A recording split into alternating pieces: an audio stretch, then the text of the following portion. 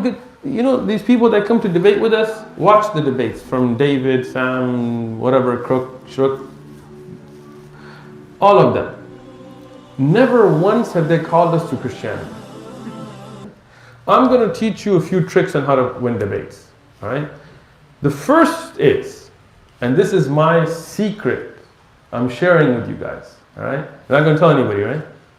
Keep this between me, you, and Facebook and YouTube and stuff, right? Everybody's different. Any other people who debate may have different techniques. My technique, my main secret to winning debates, be on the side of haqq. That's it. That was it. Be on the side of the truth. It becomes a lot easier. Always be on the. If you're not on the truth, don't debate with people. Change to be on the truth. Right? Because when you're on the side of the truth, alhamdulillah, it wins.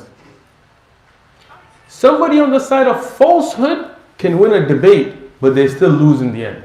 Why? Because when they go in front of Allah subhanahu wa ta'ala, what will they answer? You see a lot of Christians and others that are Islamophobes, they lie a lot. And when somebody else will call their show, they'll be like, it was me. They know it wasn't me.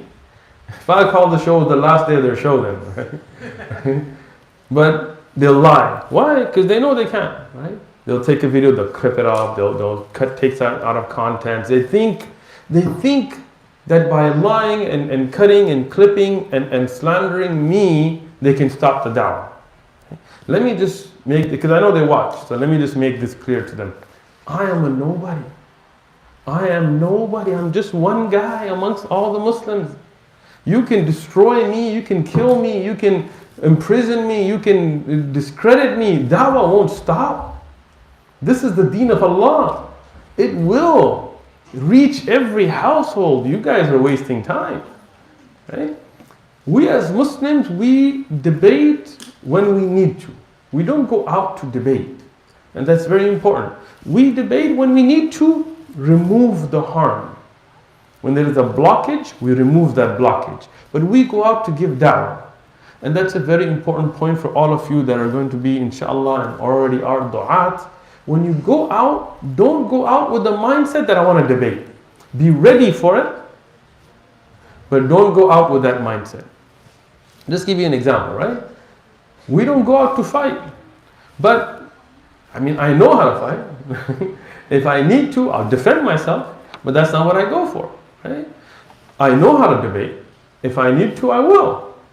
But that's not what I go out for. You go out wanting good for people. Wanting good. These people that come to debate with us, watch the debates from David, Sam, whatever, Crook, Shrook, all of them. Never once have they called us to Christianity. Watch the debates from beginning to end. Never once have they called us to become Christians. Ever. Every one of those debates, you can watch them, we call them to Islam. When we go out, we tell people, what do you know about Islam? Let me tell you the basics. And that's why everybody should learn how to simply explain Islam. One of the brothers went to da'wah with us at San Diego State a long time ago. MashaAllah, Sheikh Deen had set up a really good environment and he was the president there. The Khilafah of San Diego State was wonderful at the time.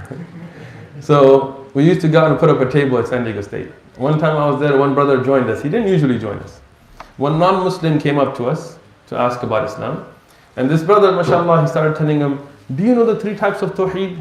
There is Uluhiyya and Rububiyyah and the Ash'ara. Allah, the guy is not Muslim. He doesn't know what the word Tawheed means. And you're telling him about Uluhiyya and Rububiyyah and Asma, which are correct. Beautiful way of explaining Tawheed, but time and place. Right? When you're talking to somebody, that's why in da'wah, usually I ask the person, what do you know about Islam already? Because first I want to engage, where is their mindset? If they already know Allah, I don't want them to be talking on a low level. Right? If they don't know Allah, then I don't want to be speaking above their level. I personally use a lot of Arabic terms because those terms are very unique, but I always try to translate them into the language that they will understand. Right? But always try to speak in a way that people will understand you. Every time I speak to somebody, I try it myself, and this is my nasiha for everybody, make the niyyah to want good for them. Want that Allah guides them. Want that Allah protects them. Don't want that you go and you destroy them in an argument and you get all these views and you're like, whoa, so what? In the end, want that Allah, the first time those three came, I invited them to my house for dinner. Right? Why? Because I'll spend my own money, my own time, but I want Allah guides them. Not because they'll become my followers or something, no. But if Allah protects them, if they are taken out of the hellfire, meaning that they are saved from entering hell and go towards Jannah, what is better than that?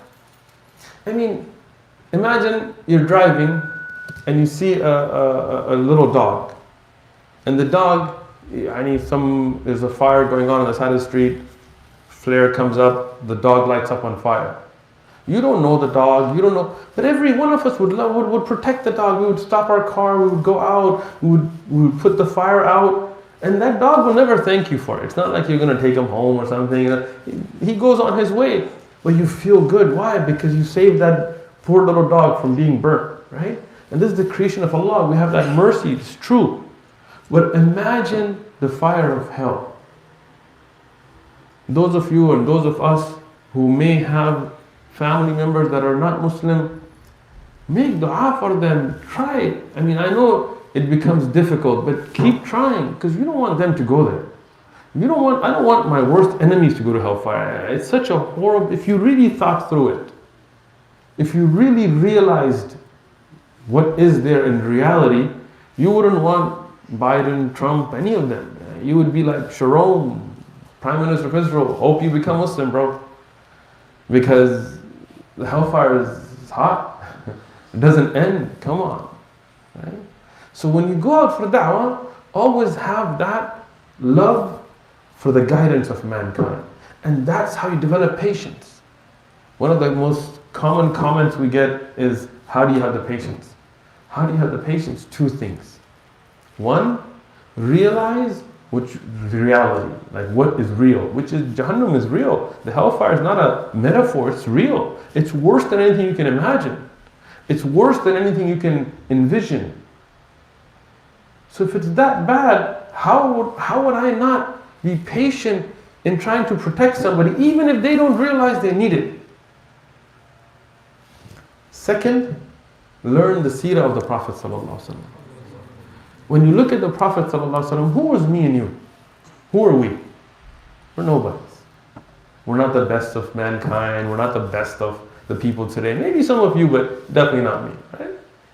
The Prophet Muhammad ﷺ was, no doubt, Allah subhanahu wa ta'ala honored him by being Sayyid, the leader of all of mankind. Ashraf al-Anbiya, the most honored even amongst the Anbiya. Imam al-Anbiya, the one who would lead the Anbiya in Salah. The last of the prophets, the final brick to complete that household of prophethood, that best of mankind, was hit with rocks, was attacked with swords. Blood would flow from him, alayhi salatu wasalam, from his head. What is our life worth compared to even a drop of the blood of Rasulullah sallallahu alaihi wasallam?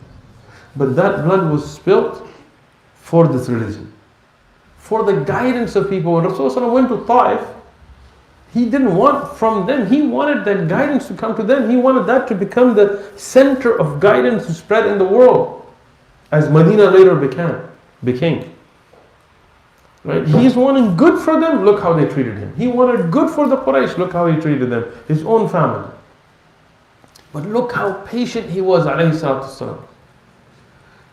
And when you look at that, then somebody walking by and yelling profanities to you at a da'wah table really doesn't seem that bad. Like, what is that? It's nothing. Right? So those things, to develop patience in da'wah.